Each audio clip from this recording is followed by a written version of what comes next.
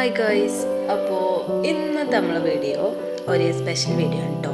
കാരണം എന്താ പറയുക, ഞാൻ വീട്ടിലേക്ക് വന്നിട്ടുണ്ട്. ഓണം വെക്കേഷനൊക്കെ അല്ല, അപ്പോൾ 2-3 ദിവസം മദർസിനൊക്കെ ലീവ് കിട്ടിയപ്പോൾ വീട്ടിലേക്ക് വന്ന്. അപ്പോൾ നമ്മൾ പായസം ഉണ്ടാക്കണം കേട്ടോ.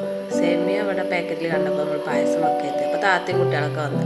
അപ്പോൾ താത്ത പറഞ്ഞാൽ നമുക്ക് എന്നാൽ എന്താ പറയുക, നമ്മളെ ക്യാരറ്റ് സേമിയ കൊണ്ട് പായസം വെക്കാമെന്നാണ്. അപ്പോൾ അത് വാങ്ങാൻ പറഞ്ഞയച്ച് കിട്ടിയത് കളറില്ലാത്ത സേമിയാണെന്ന് തോന്നുന്നത്, എന്താ അറിയില്ല, ക്യാരറ്റാണെന്നാണ് കൊണ്ട് കൊടുത്തതാണ്.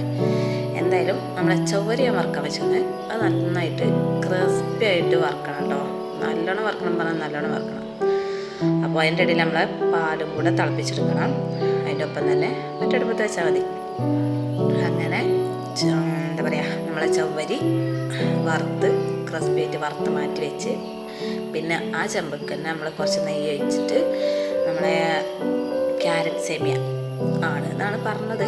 എന്തായാലും സേമിയ ഇട്ടിട്ട് നല്ല ബ്രൗൺ, ഒരു ഗോൾഡൻ ബ്രൗൺ ആവുന്നത് വരെ നല്ലോണം വറുത്തെടുത്തിട്ട് അതിന് ശേഷം നമ്മൾ പാലേക്ക്, നമ്മൾ തിളപ്പിച്ച് വെച്ച പാലേക്ക് ഒഴിച്ചെടുക്കുക. പിന്നെ ചവ്വരിയും അതിലേക്ക് ആഡ് ചെയ്യണം അപ്പോൾ തന്നെ. എന്നിട്ട് നല്ലോണം വേവിക്കുക. പിന്നെ നമ്മൾ ഒരു പാത്രത്തിൽ അങ്ങനെ പഞ്ചസാര കാരമലൈസ് ചെയ്യാൻ വെച്ച്, അത് പറഞ്ഞാലുള്ളൂ നമ്മളെ പായസത്തിനൊരു നല്ല എന്താ പറയുക, നല്ല ചൊറുക്കിലൊരു കളർ കിട്ടുള്ളൂ. അത് കരുതിയിട്ടാട്ടോ അങ്ങനെ ചെയ്യാമെന്ന് വിചാരിച്ചത്. അപ്പോൾ കാരമലൈസ് ചെയ്ത പഞ്ചാര നമ്മൾ എന്താ പായസത്തേക്ക് ഇങ്ങനെ കുറച്ച് ഒന്നായിട്ട് ഒഴിച്ചു കൊടുക്കരുത്, കുറച്ചായിട്ട് ഒഴിച്ചു കൊടുക്കാം.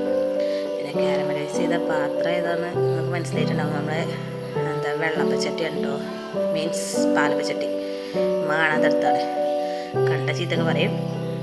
പിന്നെ നമ്മൾ അണ്ടി മുന്തിരിയൊക്കെ വറുത്തെടുത്തു. പിന്നെ അതിൽ കുറച്ച് മിൽക്ക് മെയ്ഡും കൂടി ഒഴിച്ചാൽ സംഭവം സെറ്റ്. അപ്പോൾ നമ്മൾ വീഡിയോ ലൈക്ക് ചെയ്യുക, ഷെയർ ചെയ്യുക, സബ്സ്ക്രൈബ് ചെയ്യുക.